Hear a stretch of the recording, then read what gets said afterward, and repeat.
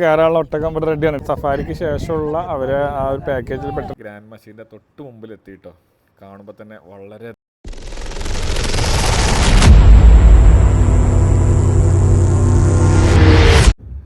അപ്പം നമ്മളെ ട്രിപ്പിൻ്റെ 7th day ആണ് കേട്ടോ. UAE വന്നിട്ട് കഴിഞ്ഞ 2 പ്രാവശ്യം നടക്കാത്ത ഒരു സ്ഥലത്തേക്കാണ് പോകുന്നത്. സഫാരിക്കാണ് പോകുന്നത്, ഡെസേർട്ട് സഫാരി. അപ്പോൾ നല്ല മരുഭൂമിയിലാണ് പോകുന്നത്. ഒരു ചെറിയ ക്യൂരിയോസിറ്റി ഉണ്ട്, ഇതുവരെ പോയിട്ടില്ല. ഇന്ന് നമുക്ക് 2 ഗസ്റ്റുകളുണ്ട് കേട്ടോ. സിജുവിൻ്റെ റെസ്റ്റോറൻറ്റ് പാർട്ട്നേഴ്സായിട്ടുള്ള റഷീദും സജിയും കൂടെ ഉണ്ട്. അപ്പോൾ നമ്മൾ സഫാരി നടക്കുന്ന ഭാഗത്തേക്ക് എത്തിയിട്ടുണ്ട്. ഇനി അതിൻ്റെ ടൈമും കാര്യങ്ങളൊക്കെ ചോദിച്ചറിഞ്ഞിട്ട് വേണം സഫാരിയിലേക്ക് പോകാൻ.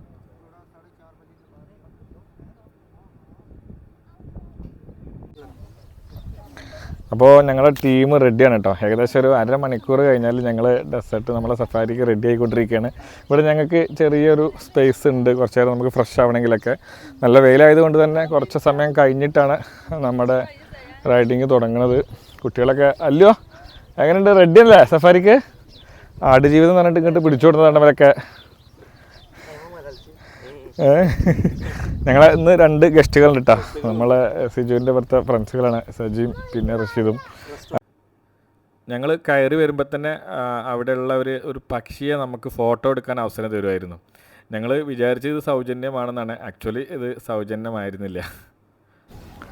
ആക്ച്വലി ഞങ്ങൾ വിചാരിച്ചത് അത് നമുക്കുള്ള ഒരു വെൽക്കം ഡ്രിങ്ക്സൊക്കെ തരുന്ന പോലെ അവർ നമുക്കൊരു വെൽക്കം തരികയാണെന്നാണ് വിചാരിച്ചത്.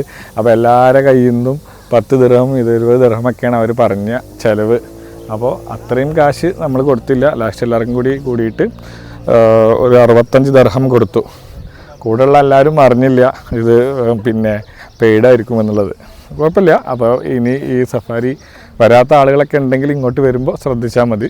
അപ്പോൾ നമ്മളെ വണ്ടി ഇവിടെ റെഡി ആയിട്ടുണ്ട് കേട്ടോ. കാറ്റൊക്കെ അവർ കറക്റ്റ് നോക്കുന്നുണ്ട്. സാധാരണ ഇതിന് ഉപയോഗിക്കുന്ന വണ്ടി തന്നെയാണ് ഇത്.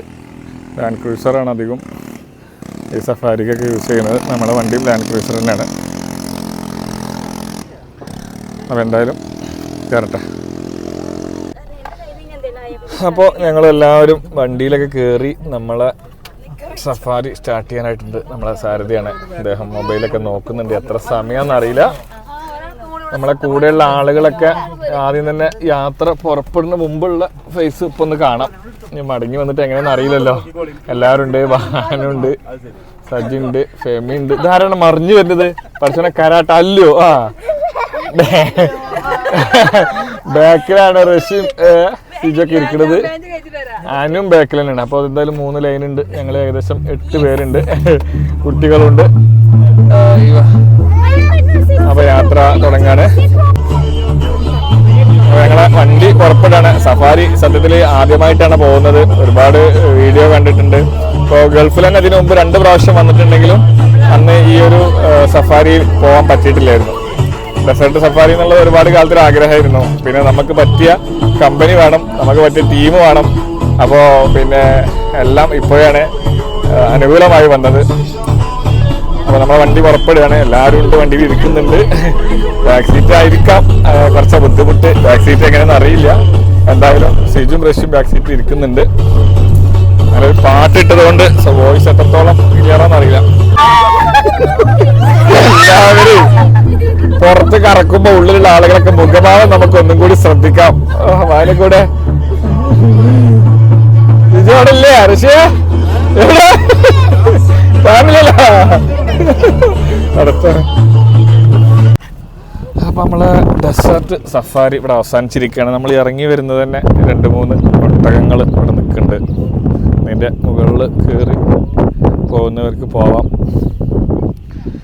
എല്ലാവരും പക്ഷെ എങ്ങനെ ഉണ്ടായിരുന്നു?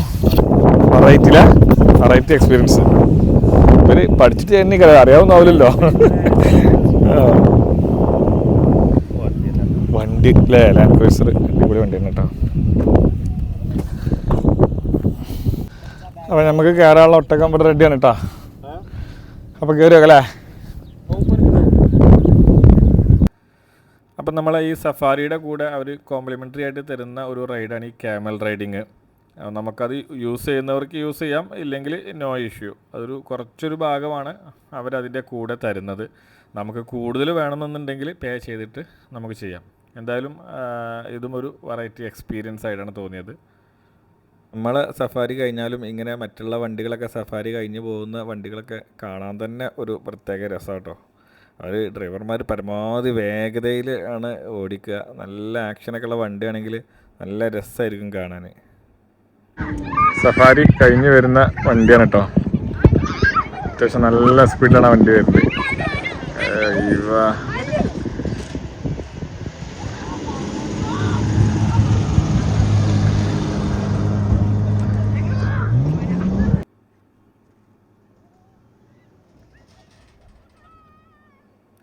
അതിനിടയിൽ തന്നെ ക്യാമൽ റൈഡ് നടത്തുന്ന ആളുകളും കാണാം. എല്ലാം ഏകദേശം പുതിയ ഏരിയയിൽ തന്നെ. അങ്ങനെ നമ്മൾ ക്യാമൽ റൈഡിന് ശേഷം മറ്റൊരു റൈഡിലേക്ക് പ്രവേശിക്കുകയാണ് കേട്ടോ. മറ്റുള്ള 2 റൈഡിൽ നിന്ന് വ്യത്യസ്തമായി ഇത് നമ്മൾ തന്നെ ഓടിക്കണമെന്നുള്ളതാണ്. അപ്പം ഇപ്പം നമ്മളിവിടെ വന്നിട്ട് ആദ്യം ഒരു ലാൻഡ് ക്രൂസറിൽ ഒരു സഫാരി നടത്തി. പിന്നെ നമ്മൾ ക്യാമൽ റൈഡ് നടത്തി. ഇനി നമ്മൾ ഈ കോഡ് ബൈക്ക് റൈഡിങ് ആണ് ഇനി നമ്മൾ നടത്തുന്നത്. ഇത് നമ്മൾ തന്നെ ഓടിക്കണം. ഒരു വണ്ടിയിൽ 2 ആൾക്കാരാണ് നമുക്ക് പ്രവേശനമുള്ളത്. നമ്മുടെ കൂടെ 3 കുട്ടികളുണ്ടായത് കൊണ്ട് തന്നെ അവർ ഓരോ വണ്ടിയിലും 3 കുട്ടികളെ ഇരുത്താമെന്നുള്ള ഒരു അനുവാദം തന്നിട്ടുണ്ട്. ഇതിന് 20 മിനിറ്റാണ് അവർ തന്നിട്ടുള്ള സമയം. 150 ദിർഹമാണ് ഇതിന് വരുന്ന ചാർജ്. അപ്പോൾ എന്തായാലും വളരെ നല്ലൊരു അനുഭവം തന്നെയാണ്. ഒരുപാട് വണ്ടികളുണ്ട്, ഒരുപാട് സ്ഥലവും ഉണ്ട്, മരുഭൂമിയാണല്ലോ. അപ്പോൾ അതുകൊണ്ട് തന്നെ ഇപ്പോൾ നമ്മളൊരു വണ്ടിയിൽ പോവുകയാണെങ്കിൽ തന്നെ നമ്മൾ ടീമാണെന്നുണ്ടെങ്കിൽ എല്ലാവർക്കും ഓടിക്കാൻ പറ്റും. കുട്ടികളെ സംബന്ധിച്ചൊക്കെ ഒരുപാട് ഭയങ്കര ഒരു ഹാപ്പി ആയിട്ടുള്ള നിമിഷങ്ങളായിരുന്നു. കാരണം കുട്ടികൾ ഇതിപ്പോൾ വീഡിയോ ഗെയിമൊന്നും കളിക്കുന്ന പോലെ അല്ല, അവർ തന്നെ ഓടിക്കുകയല്ലേ. അപ്പോൾ എന്തായാലും വളരെ നല്ലൊരു അനുഭവം തന്നെയാണ്. ഞാൻ ഇതിനു മുമ്പ് 2 പ്രാവശ്യം UAE വന്നിട്ടും ഞാൻ ഡെസേർട്ട് സഫാരിയുടെ ഭാഗത്തേക്ക് വരാൻ സാധിച്ചിട്ടില്ല. അപ്പോൾ നമ്മൾ ഈ വിദേശ അഥവാ UAE യാത്രയൊക്കെ ദുബായൊക്കെ വരുന്ന ആളുകൾ ഇതൊക്കെ പരമാവധി എക്സ്പ്ലോർ ചെയ്യാൻ ശ്രമിക്കുക. എന്തായാലും വളരെ നല്ലൊരു അനുഭവം തന്നെയായിരുന്നു. നമ്മുടെ ഈ സഫാരിയുടെ പാക്കേജിൽ പെട്ട മറ്റൊരു ഇനമാണിത്. ഇങ്ങനെ ഓപ്പൺ സ്റ്റേജിൽ കുറച്ച് കലാപരിപാടികളൊക്കെ നമുക്ക് കാണാൻ സാധിക്കും. നമുക്കിവിടെ ഇരുന്നുകൊണ്ട് തന്നെ ഭക്ഷണം കഴിച്ചിട്ട് ഇതെല്ലാം കാണാൻ സാധിക്കുന്നതാണ്. നമുക്ക് ഒരു ബഫേ ഫുഡ് ഉണ്ടാവും. എല്ലാം ഈ പാക്കേജിൽ പെട്ടതാണ്. അങ്ങനെ നമ്മൾ സഫാരി എല്ലാം കഴിഞ്ഞ് അബുദാബിയിലേക്ക് മടങ്ങുകയാണ്. ഒരുപാട് ഇരുട്ടായിട്ടുണ്ട്. ഇത് സ്വൈഹാൻ എന്ന ഭാഗത്ത് നിന്നാണ് ഇങ്ങോട്ട് ഡൈവേർട്ട് ചെയ്തിരുന്നത്. അപ്പോൾ നമ്മൾ സഫാരി എല്ലാം കഴിഞ്ഞ് ഞങ്ങൾ വീട്ടിലേക്ക് മടങ്ങുകയാണ്. അടുത്തതായിട്ട് ഞങ്ങൾ പോകുന്നത് ഷെയ്ഖ് സായിദ് ഗ്രാൻഡ് മസ്ജിദിലേക്കാട്ടോ. UAEയുടെ തലസ്ഥാനമായിട്ടുള്ള അബുദാബിയിലാണ് ഈ ഗ്രാൻഡ് മസ്ജിദ് ഉള്ളത്. UAEയിലെ ഏറ്റവും വലിയ മസ്ജിദാണിത്. 2007 ഇത് തുറന്നു കൊടുത്തിട്ടുള്ളത്. നമ്മൾ ലിഫ്റ്റിൽ നിന്ന് ഇറങ്ങിയ ഉടനെ കാണുന്നൊരു ഭാഗമാട്ടത്. നല്ല അടിപൊളിയായിട്ട് ചെറിയൊരു മാള് പോലെയാണ് ഇവിടെ ക്രമീകരിച്ചിട്ടുള്ളത്. ടീ കോഫി ഷോപ്പുകളുണ്ട്, അതുപോലെ ചെറിയൊരു പർച്ചേസ് നടത്താനൊക്കെയുള്ള സൗകര്യമുണ്ട്.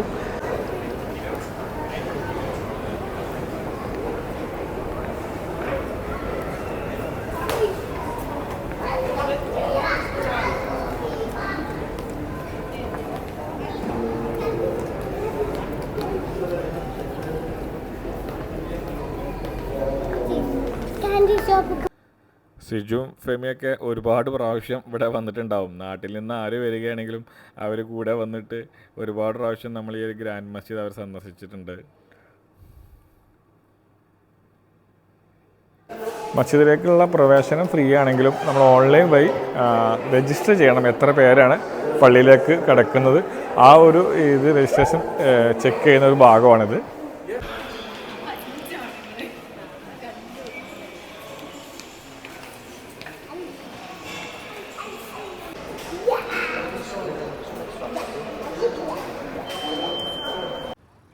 അങ്ങനെ കുറച്ച് ഫോർമാലിറ്റീസൊക്കെ കഴിഞ്ഞ് നമ്മളിതേ ഗ്രാൻഡ് മസ്ജിദിൻ്റെ തൊട്ട് മുമ്പിലെത്തിയിട്ടോ. കാണുമ്പോൾ തന്നെ വളരെയധികം ഭംഗിയുണ്ട്. നല്ല ഫ്രണ്ട് ഭാഗമൊക്കെ നോക്കിക്കഴിഞ്ഞാൽ നല്ല പാർക്ക് പോലെയാണ് ഇതൊക്കെ ക്രമീകരിച്ചിട്ടുള്ളത്. നമ്മൾ മസ്ജിദിലേക്ക് പ്രവേശിക്കുമ്പോൾ ഉണ്ടല്ലോ അതിമനോഹരമായ കാഴ്ചയാണ്. നമ്മുടെ താജ്മഹലൊക്കെ കാണുമ്പോൾ ഫസ്റ്റായിട്ട് കാണുമ്പോൾ നമുക്കൊരു ഫീലിംഗ് ഉണ്ടല്ലോ, ആ ഒരു ഫീലിംഗ് പോലെ തന്നെയാണ് ഇതിൻ്റെ ഒരു കാഴ്ചയുള്ളത്. ലോകത്തിലെ തന്നെ 8ാമത്തെ വലിയ മസ്ജിദാട്ടോ നമ്മളെ ഈ ഗ്രാൻഡ് മസ്ജിദ്. ഏകദേശം 40,000-ഓളം ആളുകൾക്ക് ഒരേ സമയം ഇവിടെ പ്രാർത്ഥിക്കാനുള്ള സൗകര്യമുണ്ട്. അത്രയും വലിപ്പമുണ്ട്. നാട്ടിലത്തൊക്കെ പോലെ തട്ടായിട്ടല്ല, ഒരേ നില മാത്രമാണുള്ളത്. പാകിസ്ഥാനിലെ ലാഹോറിലുള്ള 2 മസ്ജിദുകളുടെ നിർമ്മിതി ഇതിൻ്റെ നിർമ്മാണത്തെയും സ്വാധീനിച്ചിട്ടുണ്ടെന്നാണ് അറിയാൻ കഴിഞ്ഞത്. അതുപോലെ തന്നെ ഇവിടെ ഉപയോഗിച്ചിട്ടുള്ള പരവതാനി ലോകത്തിലെ ഏറ്റവും വലിയ പരവതാനിയാണ്. പിന്നെ ഇവിടുത്തെ മറ്റൊരു പ്രത്യേകത എന്താണെന്ന് വെച്ച് കഴിഞ്ഞാൽ എല്ലാ മതസ്ഥർക്കും പ്രവേശനം ഉണ്ട് എന്നുള്ളതാണ്. മുസ്ലിം വിഭാഗത്തിന് മാത്രമല്ല എല്ലാ മതസ്ഥർക്കും ഇങ്ങോട്ട് പ്രവേശനമുണ്ട്. അപ്പോൾ ഞങ്ങൾ ഈ ഒരു മസ്ജിദിൻ്റെ കാഴ്ചകളെ കണ്ട് ഇവിടെ നിന്ന് പുറപ്പെടുകയും അവിടെ നിന്ന് നേരെ പോയത് നമ്മളൊരു മൊബൈൽ ഷോപ്പിലേക്കാണ് കേട്ടോ. നമ്മൾ മൊബൈലൊന്ന് മാറ്റുന്നതിനെ പറ്റിയിട്ട് കാര്യങ്ങളൊക്കെ ചോദിച്ചറിഞ്ഞു. രാവിലെ തന്നെ സ്ഥിരം നമ്മളെ റൊട്ടീനായിട്ടുള്ള ജോഗിങ്ങിന് ഇറങ്ങിയിട്ടുണ്ട്. നമ്മൾ എല്ലാ ദിവസവും നാട്ടിലാണെങ്കിലും എവിടെയാണെന്നുണ്ടെങ്കിലും ആഴ്ചയിൽ ഒരു ചുരുങ്ങിയത് 5 ദിവസമെങ്കിലും വർക്കൗട്ട് ചെയ്യാറുണ്ട്. നാട്ടിൽ പ്രത്യേകിച്ച് ഞങ്ങളുടെ ക്ലബ്ബ് ഇപ്പോൾ ഒരു ചാലഞ്ച് നടത്തുന്നുണ്ട്. അപ്പോൾ അതിൽ നമ്മൾ മുടക്കമില്ലാതെ തന്നെ എല്ലാ ദിവസവും രാവിലെ റണ്ണിങ്ങിന് ഇറങ്ങുന്നുണ്ട്.